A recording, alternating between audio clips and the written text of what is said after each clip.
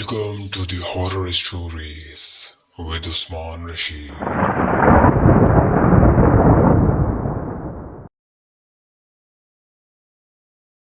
تمام سننے والوں کو السلام علیکم۔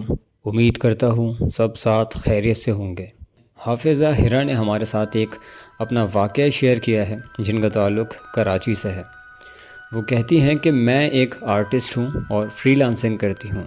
جو واقعہ میں آپ کے ساتھ آج شیئر کر رہی ہوں یہ میرے اپنے ساتھ ہوا ہے اور یہ میرے ساتھ ہونے والے ہولناک ترین واقعات میں سے ایک ہے۔ 2018 میں میری خالہ کی شادی حیدرآباد میں ہوئی اور وہ حیدرآباد سے کراچی آئیں شادی کے کچھ منتھ بعد۔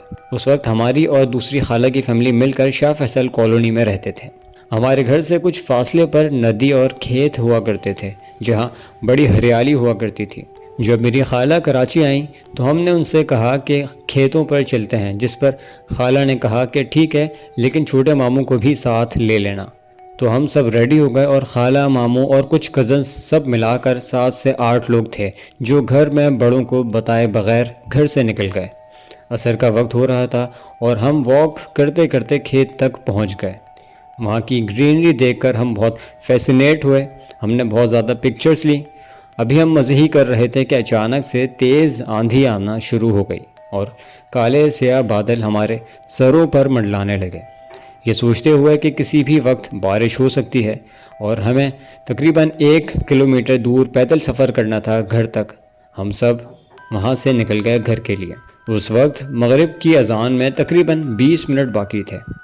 ہم راستے میں تھے کہ بارش شروع ہو گئی۔ پھر سب نے اپنے اپنے موبائل فونز میرے بیگ میں رکھوا دیے، جس کی وجہ سے میرا بیگ تھوڑا بھاری ہو گیا اور یہ سب مجھ سے کافی آگے نکل گئے اور میں پیچھے اکیلی رہ گئی۔ میں تیز تیز قدم بڑھاتی ہوئی آگے جاتی، لیکن میں اپنے کزنس اور خالہ ماموں کو جوائن نہیں کر پا رہی تھی۔ It was like something was stopping me to join them. I could see them but they couldn't. مجھے لگا کچھ عجیب ہو رہا ہے تو میں نے آیت الکرسی پڑھنا شروع کر دی۔ بارش اتنی تیز نہیں تھی، لیکن کیونکہ ہم واک کرتے ہوئے گھر جا رہے تھے تو ہم سب پورے بھیگ چکے تھے۔ گھر آ کر میری طبیعت حد سے زیادہ ویئرڈ ہونا اسٹارٹ ہو گئی۔ آئی ریممبر جب میں گھر آئی تو بہت نیند میں تھی، اتنی نیند میں کہ بارش میں بھیگے کپڑے چینج کرنے کی بھی ہمت نہیں تھی۔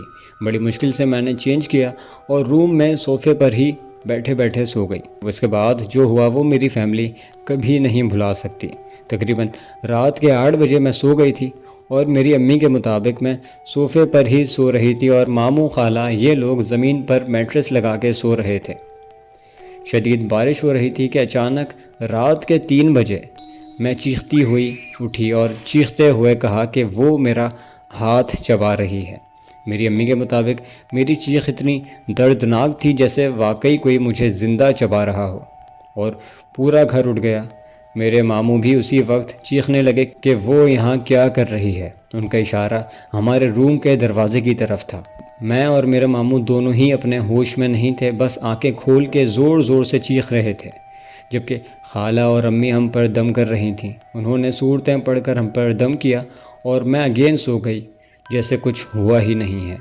جب میں صبح اٹھی سب نے مجھ سے پوچھا کہ رات کو کیا ہوا تھا، تو مجھے کچھ یاد نہیں تھا، لیکن ماموں کو سب یاد تھا۔ ماموں نے کہا کہ جب ان کی میری چیخ سے آنکھ کھلی تو انہوں نے زمین سے 1 فٹ اوپر ہوا میں ایک سفید نور کا گولا دیکھا جس کے بال لمبے تھے اور 2 کالی آنکھیں تھیں، اور وہ کمرے میں انٹر ہونے کی کوشش کر رہی تھی۔